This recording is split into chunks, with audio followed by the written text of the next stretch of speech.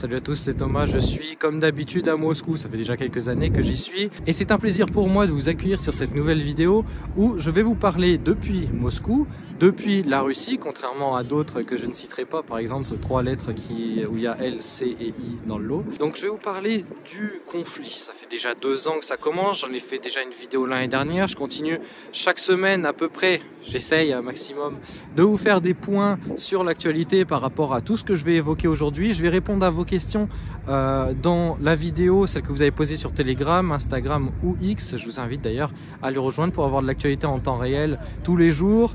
Merci beaucoup à ceux qui ont rejoint et merci à tous ceux et bienvenue à tous ceux qui arrivent. Bienvenue en Russie dans les vraies informations sur la Russie. Bref, on va commencer par quels sont les changements entre l'année dernière et cette année, donc entre la première année du conflit et la deuxième. On voit qu'en fait, tout est revenu plus ou moins à la normale comme avant.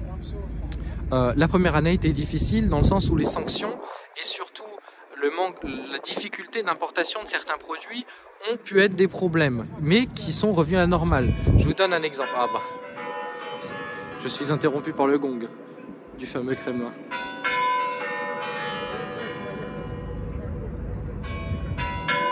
C'est Poutine qui vous fait coucou. Je vais vous donner un exemple par rapport à ces sanctions-là, en particulier des entreprises. Par exemple, Apple s'est barré de Russie. Ils sont partis, mais il y a toujours des ventes annexes qui sont faites d'une marque qui a repris d'ailleurs, Restore, qui était déjà là avant, ce n'était pas officiellement Apple comme ils le font dans quelques pays.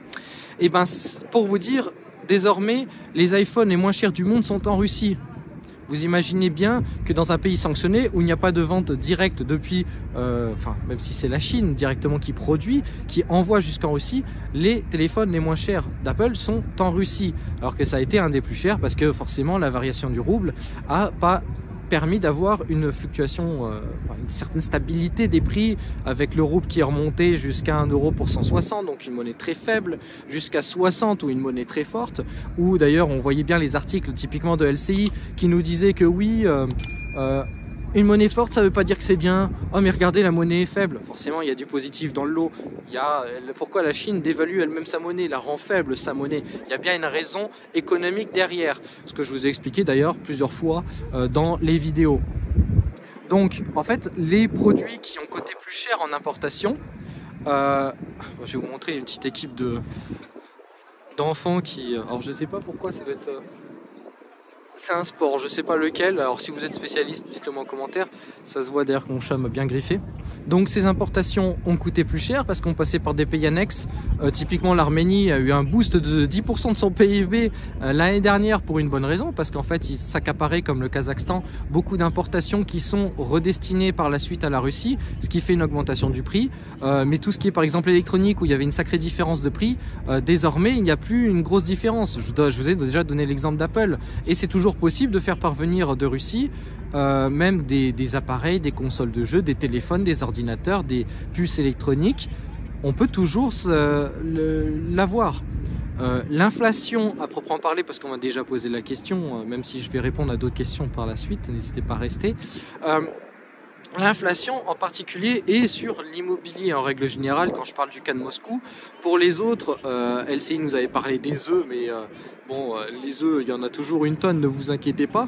La Russie est autosuffisante dans quasiment tous les secteurs de l'agriculture depuis 2014, grâce à l'embargo qu'ils ont fait sur l'Union européenne, enfin sur les pays en particulier qui les ont sanctionnés en 2014. Ce qui fait que maintenant le pays, au lieu d'acheter du blé français, vend du blé français sur les marchés encore préférentiel de la France, typiquement l'Algérie, qui était un marché préférentiel de la France et qui ne l'est plus désormais, parce que la Russie arrive, le blé ukrainien aussi, forcément, parce que l'Ukraine était le grenier à blé de l'Europe, mais désormais c'est la Russie, et de très loin, et c'est pas fini, c'est que le début.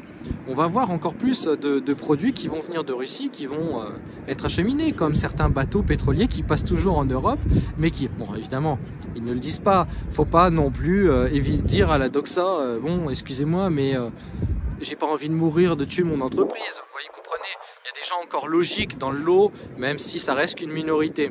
Bref, au niveau des sanctions, voilà, 2023, ça a été beaucoup plus calme. il n'y en a pas eu, bon, enfin il y en a eu, je ne sais plus combien en 2023, mais des sanctions quasiment débiles, hein, il faut le dire, hein. Faut appeler un chat, des sanctions débiles sur des produits qui n'ont aucune utilité, et derrière qui peuvent aussi les pénaliser. Le diamant, par exemple, la Belgique qui est le pays du diamant, va être pénalisé, alors que ça fait quelques mois que ça a été sanctionné, mais voilà, l'importation de caviar, de vodka, vous croyez sincèrement, je parle à Bruxelles, hein, je parle pas à vous si vous regardez cette vidéo, j'espère au moins que si vous ne comprenez pas qu'on vous ment quand même pas mal, voilà, j'espère au moins pouvoir vous aider. Donc j'espère que les gens vont comprendre aussi, n'hésitez pas à partager, vont comprendre qu'en fait ils vont se retrouver dans une situation extrêmement compliquée avec les entreprises qui partent des pays européens, alors qu'ici en Russie il y a plus de 200 usines qui ont été ouvertes l'année dernière, une trentaine de stations de métro, là, la magnifique alors la couleur, on résonne en couleur en métro, bleu ciel, là, la circulaire énorme, la plus grande station de ligne de métro du monde. Vous imaginez, avec 17 000 sanctions, bordel, on vous ment, on vous raconte des conneries, et ça il faut le comprendre. Je sais que certains d'entre vous le savent déjà, mais comprenez-le. C'est-à-dire que même des personnes qui le savent, des fois sont suffisamment matrixées par LCI, alors qu'ils savent qu'LCI leur raconte des conneries, pour m'envoyer par exemple une question ce matin. J'ai reçu un mail, n'hésitez pas, hein, d'ailleurs si vous voulez venir en Russie, venirenrussie.com, et mon mail sera en description. Quelqu'un m'a envoyé un mail pour me demander, oui Thomas, bonjour, alors je regarde vos vidéos, mais j'aimerais venir en Russie pendant 10 jours en tant que touriste, mais est-ce que le gouvernement russe va m'emmerder ? C'est l'inverse. Mais vraiment, ce qu'il faut comprendre, c'est que on arrive quand même à des gens qui sont pour la Russie, qui aiment la Russie, qui sont même un minimum matrixés par LCI. Alors qu'en réalité, tout va bien. On peut toujours aller en Russie, on peut toujours envoyer de l'argent, on peut toujours tout faire. On peut toujours tout faire. Alors, si vous pouvez plus regarder Netflix, oh mon Dieu, je vais mourir, je crois que demain je vais me suicider. Voilà, c'est complètement débile. Mais malheureusement, voilà, ça affecte des gens, et mon objectif, n'hésitez pas à vous abonner pour ça, mon objectif est de vous rappeler la réalité en Russie, de tout ce qui se passe, voilà. Et si vous avez des questions, comme d'habitude, écrivez directement, ou des questions très précises, n'hésitez pas à m'envoyer un petit mail. Ensuite, dans les actualités de cette année, il y en a eu quelques-unes. Je reviens vite fait sur Navalny, j'en ai fait une vidéo détaillée. Voilà, bon, Navalny, comme vous le voyez à Moscou, c'est vraiment quelques jours après, hein. On est le 20 aujourd'hui, j'ai dû le tourner un petit peu en avance, excusez-moi. Ça fait pas 2 ans pile poil le jour où je tourne. Il y a énormément de manifestations, hein. Vous le voyez, hein. Je vais me faire taper par la police, c'est pour ça, là, n'hésitez pas même à écrire à LCI, je me suis fait tabasser par la police alors que c'est mon chat. Voilà, les manifestations, il y a une quinzaine de gosses qui ont sorti dans la rue, qui ont bloqué une rue, et du coup, waouh, manifestation. Non, d'ailleurs, je vais répondre à une chose que j'aurais dû préciser dans ma vidéo, que j'ai oublié, 2 petits points que je vais rajouter par rapport à la vidéo en complément. Je vous rappelle que l'ONG Amnesty International avait enlevé Navalny de la catégorie prisonnier politique par rapport à la vidéo que je vous avais montrée au début sur les cafards, où il voulait juste exterminer une population, hein. Un Navalny ne passerait pas en France, par exemple. Il serait déjà suicidé 3 balles dans le dos depuis bien longtemps. Et j'avais un petit rigolo qui, dans les commentaires, alors malheureusement, voilà, il y a des gens suffisamment intelligents pour écrire des choses comme ça, qui disaient, mais non, il fait pas 2%, alors que bon, je voulais préciser plusieurs fois que Navalny n'est que l'opposant numéro 4, enfin 3 du coup, vu qu'on compte pas Poutine dans le lot, forcément, il peut pas être opposant lui-même. 27% il avait fait aux élections de Moscou. Je tiens à vous rappeler que Anne Hidalgo, notre très chère Anne, si tu nous regardes, je te fais plein de bisous. Anne Hidalgo est maire de Paris, donc a eu plus de 50% des votes, et a fait combien la présidentielle, rappelez-moi? Même pas 2. Non mais voilà, alors que c'est le parti socialiste, c'est un parti qui existe depuis longtemps. Donc au niveau des débilités, on en a énormément. LCI forcément ment, les médias en règle générale ne vont pas vous dire totalement la vérité, même ceux qui se veulent objectifs ne vont pas vous dire la réalité pour une bonne raison, parce qu'ils peuvent être sanctionnés derrière et perdre des financements, etc. Imaginez, moi j'en ai pas besoin, c'est le Kremlin. Je vais chercher ma valise, après j'ai dû commander un tractopelle parce que sinon j'ai pas assez de de bras libres pour pouvoir déplacer tout ce fric forcément. Hein. Si seulement c'était vrai. Vladimir, si tu m'écoutes, enfin il nous a écouté parce qu'il a fait sonner l'horloge. Vladimir, si tu m'écoutes, j'attends toujours le bifton. Par la suite, donc on a parlé des sanctions, on va parler aussi de Prigojine, qui a été l'un des événements de l'année. Alors je vais vous le dire en ressenti, c'est vrai que je ne l'ai pas forcément évoqué dans la vidéo sur Prigojine, mais ça a été vraiment une atmosphère bizarre le jour où il a fait la connerie, où il a essayé de venir depuis Rostov, où il s'est arrêté à quelques centaines de kilomètres de Moscou. L'atmosphère, il y avait quand même des gens dans les rues, mais ça me rappelait le premier jour des sanctions. Donc pas le 24 février, mais le premier jour des sanctions, c'était un samedi. Et ben il y avait énormément de monde dans les rues, mais les gens étaient assez silencieux en règle générale. C'était pas parce qu'ils étaient contre en réalité, quand sincèrement regardez la cote de popularité de Poutine sur le centre Levada qui est qualifié de l'étranger, je le répète encore une nouvelle fois, qui est financé par l'Ouest. Faut regarder ça et comprendre qu'en fait les gens avaient juste peur que ça les impacte fortement, comme ça aurait pu le faire si les sanctions étaient aussi fortes en 2014. Mais désormais, l'économie russe était totalement préparée. Les Russes étaient prêts. On préparait des sanctions de représailles, même s'il n'y en a pas eu énormément. Et on préparait des mesures déjà en amont, par exemple avec l'embargo alimentaire pour être totalement autonome, par exemple avec leur équivalent de SWIFT, même, qui se développe vraiment de plus en plus. Ça prend du temps à arriver, il faut le voir. Mais n'oubliez pas qu'il n'y a eu que quelques banques qui ont été sanctionnées, les plus grosses, mais la plupart ont toujours SWIFT. Le problème étant surtout la banque initiale qui ne veut pas être sanctionnée par les États-Unis. Je vous rappelle, BNP Paribas, on s'en était pris déjà plein la gueule. Voilà, donc Prigojine, quand c'était arrivé, on était tous comme ça en train de se dire j'espère qu'il va pas faire le con jusqu'au bout. C'est possible. Bon, alors, ça parle au speaker avec les enfants. Alors oui, il n'y a pas beaucoup de monde, c'est en début d'après-midi par exemple. Bref. Donc, ça a été assez spécial. Moi, j'étais dans la rue à ce moment-là quand Loukachenko a dit c'est bon, tout va bien, etc. Et d'ailleurs, comme par rapport à l'avion de Prigojine qui a explosé, bon, voilà, le peu d'avions qui explosent en Russie alors qu'on a sanctionné totalement l'industrie qui arrive à se récupérer par ailleurs à l'aide en même temps des Chinois et aussi en créant leurs propres avions qui vont être accélérés par rapport à d'habitude, par rapport à ce qui est prévu parce qu'il y a énormément d'argent qui est mis dedans. Comme d'ailleurs les centaines d'usines que je vous ai citées auparavant. Oh, il est pas belle, il est pas beau ce Kremlin, n'empêche. Venez en Russie, vous comprendrez. Vous comprendrez qu'on vous a suffisamment matrixé pour ne pas voir la réalité. Au niveau des industries aussi, on a souvent évoqué l'automobile parce que je pense qu'il y a un certain fléau par rapport à ça chez les journalistes, en mode l'automobile est le cœur de l'industrie de tous les pays du monde. C'était le cas de la France, c'était parce qu'on est voilà, dans la merde à cause de justement de se barrer, de pas profiter de ce bon gaz russe pas cher, en particulier les Allemands aussi qui voient de plus en plus leurs entreprises comme Mercedes qui ferment leurs concessions en Allemagne. Vous imaginez, réfléchissez ne serait-ce qu'à ce détail-là. Des entreprises centenaires qui ont fait la renommée du pays, partent du pays. On arrive à un niveau incroyablement négatif. Donc l'automobile, par exemple, on a vu des percées. C'est-à-dire que la Russie ne pouvait pas, en si peu de temps, sachant qu'ils n'avaient jamais réellement investi, Lada, par exemple, la grosse marque russe, la plus grande, la plus importante, était propriété de Renault, avec un contrat. Maintenant que Renault est parti pour 1 rouble, merci le gouvernement français, c'est vos impôts hein, qui vont payer indirectement ça. C'est cette connerie d'ailleurs de partir pour rien. Et ben maintenant que Renault est parti, Lada a besoin de partenaires aussi. Ils ont récupéré une bonne partie de l'industrie, le savoir-faire Renault, à travers en particulier les personnes, et par la suite développent en partenariat avec des Chinois. Alors beaucoup d'entreprises, typiquement quand Renault est parti, ils ont laissé leur usine qui a été reprise et qui a permis de relancer la marque russe soviétique Moskvitch, qui signifie moscovite d'ailleurs par ailleurs. Et cette marque-là a été en fait en partenariat avec les Chinois. Alors au lieu d'avoir... Bon, beaucoup vont dire oui mais voilà maintenant les Russes sont dépendants des Chinois, c'est la merde, la Russie est une colonie chinoise. Qu'est-ce qui est mieux pour les Russes? 0% de la production ou 50-50, 50-50 ils ont avec les Chinois la plupart? Qu'est-ce qui est le plus intéressant pour les Russes?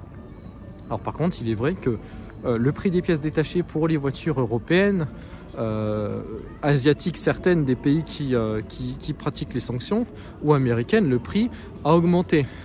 Mais pour autant, les voitures chinoises sont arrivées et maintenant conquérissent le marché, avec en plus de ça les voitures russo-chinoises. Donc ici se trouve le petit Lénine, je l'ai vu il n'y a pas longtemps. C'est quand même ça fait un peu bizarre d'avoir une momie de 100 ans qu'on peut voir en direct. Ouais, ça fait vraiment momie, ça fait presque même faux en fait. On dirait quasiment des informations de LCI. Bon, je vais attendre un petit peu la musique, sinon je ne vais pas pouvoir continuer.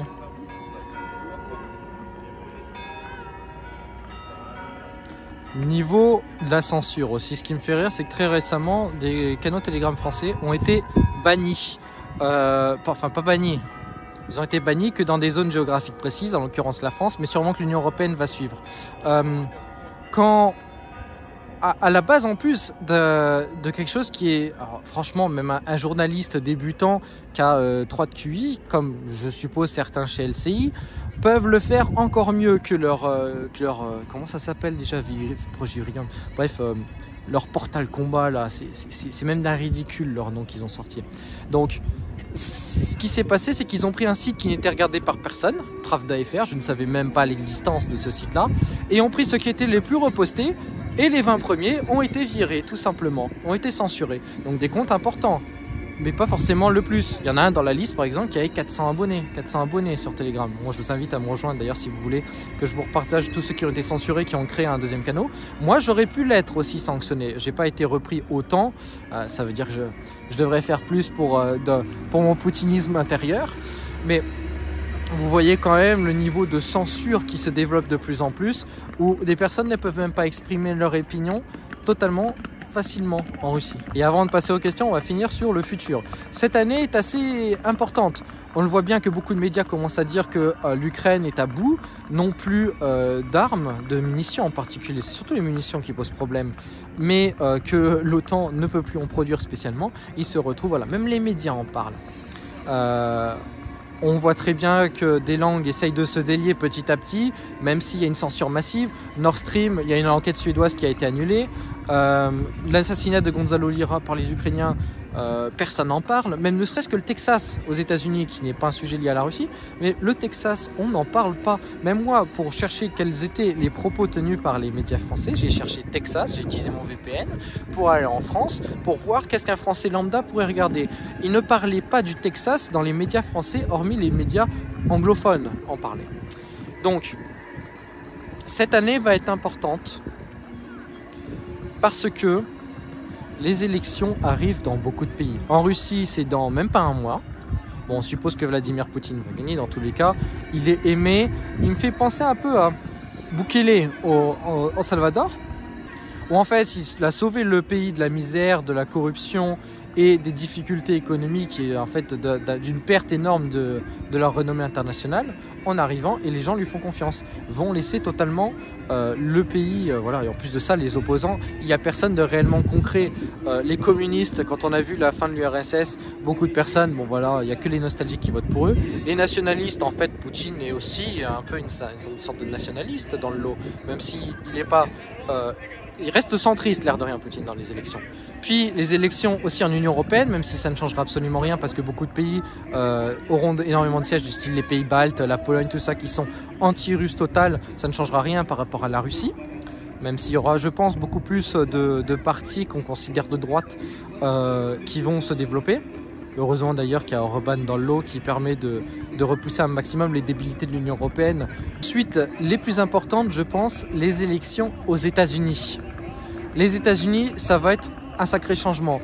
Un républicain, n'importe lequel, va remettre en question l'aide extrême à l'Ukraine, pas l'aide tout court. Ils continueront d'aider l'Ukraine, ça c'est certain, comme ils aideront les Israéliens, les Taïwan. Ils vont les aider dans tous les cas. Mais beaucoup moins, alors que déjà quand on voit avec l'aide massive qui a été attribuée par l'Union européenne ou par les États-Unis qui commencent à se dédouaner en disant oui, l'Union européenne on a suffisamment donné, maintenant c'est à votre tour. Alors que bon, le Danemark vient de donner toutes ses artilleries, c'est-à-dire 3 couteaux à beurre et 2 pelles. Vous imaginez, grâce aux pelles au moins ils pourront se battre à égalité avec les Russes.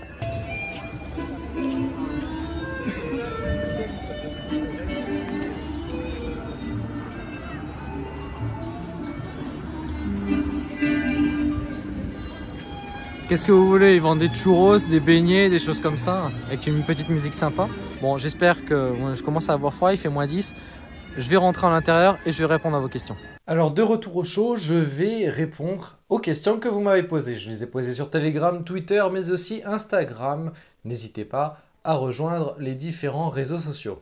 Quand est-ce qu'on va pouvoir envisager des vacances dans une Odessa russe? Alors, c'est une question que beaucoup de personnes se posent parce qu'en réalité, Odessa peut être le nerf de la guerre, mais aussi le nerf des négociations. C'est-à-dire que à l'heure actuelle, la Russie ne peut pas prendre Odessa maintenant.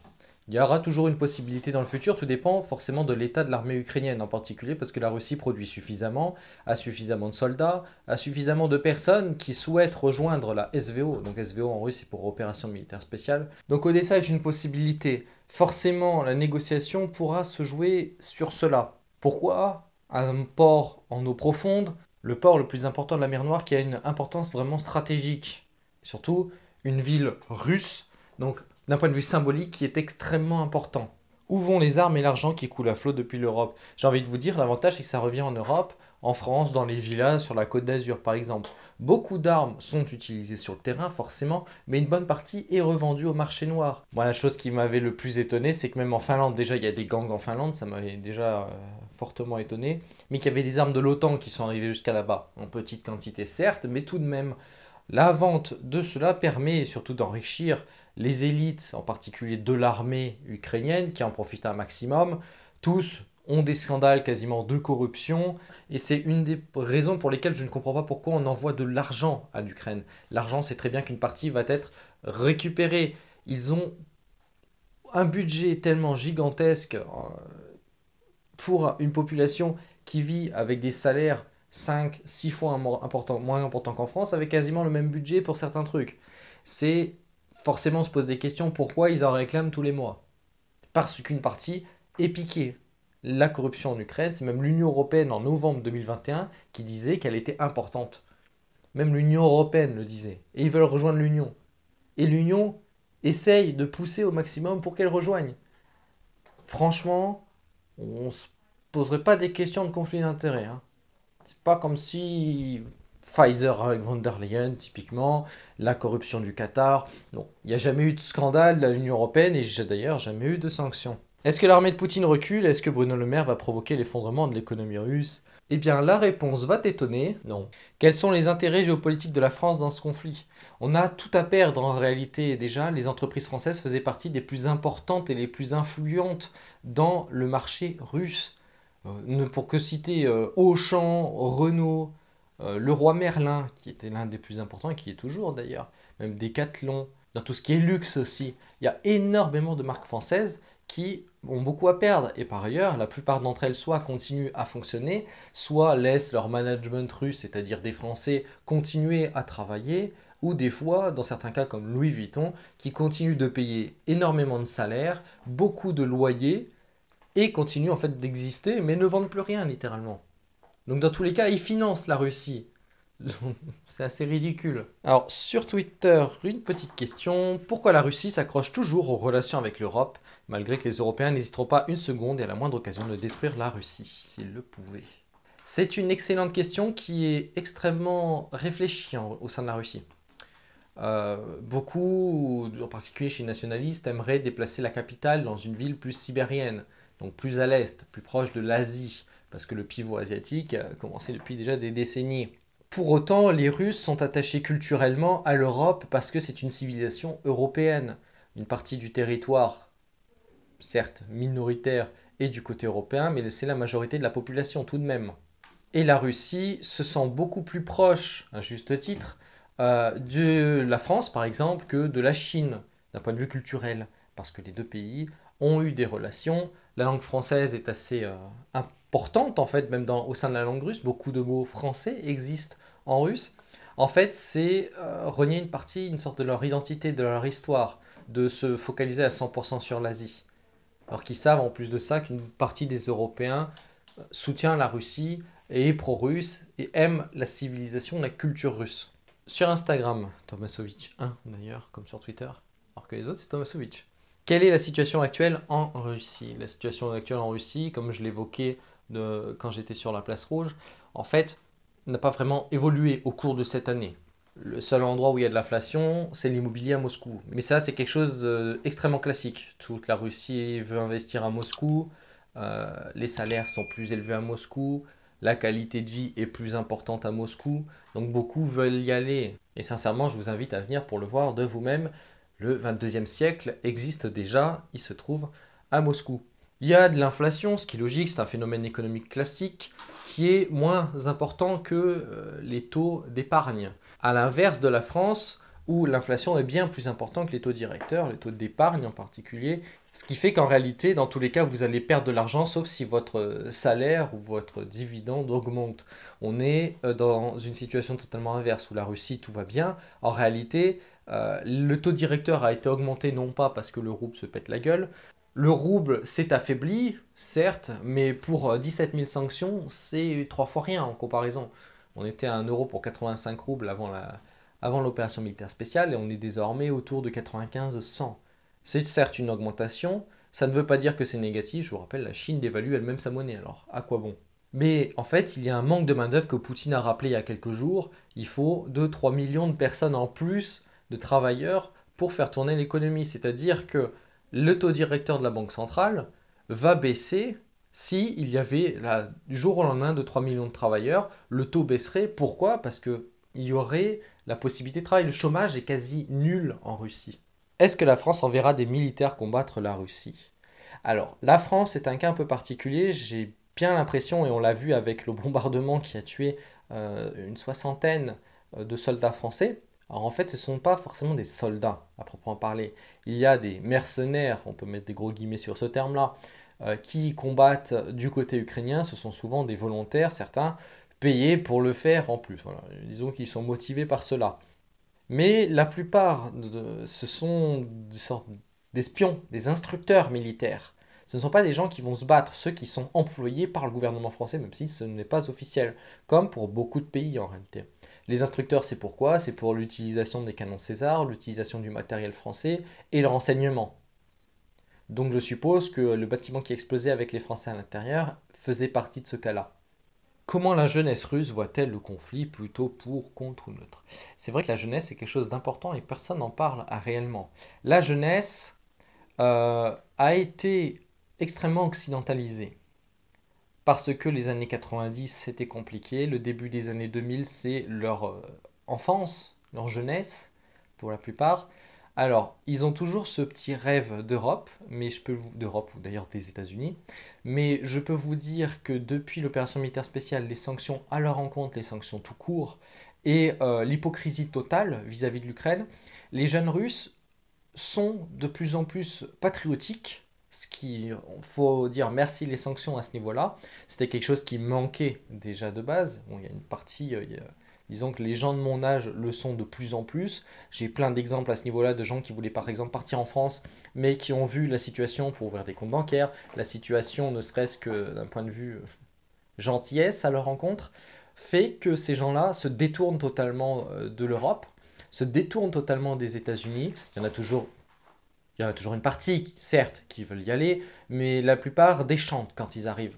J'ai plein d'exemples par rapport à la France, forcément, parce que j'ai côtoyé des Russes francophones, des Russes qui connaissent d'ailleurs beaucoup plus la culture française que moi, la littérature française que moi, ils sont assez incroyables, et qui ne veulent plus y aller, alors que certes, ils travaillent avec des francophones. Il y a un pivot par rapport à la francophonie, d'ailleurs, vers l'Afrique, en particulier les pays francophones.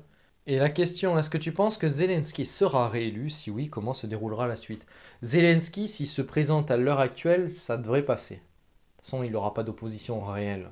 C'est pas sûr que sa tête tienne bien longtemps. Ils essayent sûrement de le virer. On voit bien avec les différences en interne vis-à-vis l'opposition de l'armée elle-même vis-à-vis du gouvernement Zelensky. Je vous rappelle que dans les armées, on a des nationalistes, et j'utilise les guillemets pour un terme pour ne pas dire néo-nazi dans ce cas-là.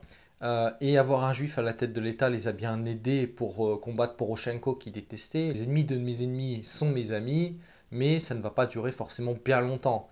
Zelensky, si ça continue, il a le choix entre négocier et dans tous les cas il va perdre sa place, il va peut-être perdre son prestige. C'est d'ailleurs sûrement l'une des raisons pour lesquelles il n'a pas voulu négocier, pas perdre sa place. Alors, J'ai pas pu répondre à toutes les questions, n'hésitez pas à en reposer en commentaire, à rejoindre tous les réseaux sociaux. J'espère que cette vidéo vous aura du moins informé et on se dit à une prochaine dans une prochaine vidéo sur la vraie vie en Russie. Paka paka.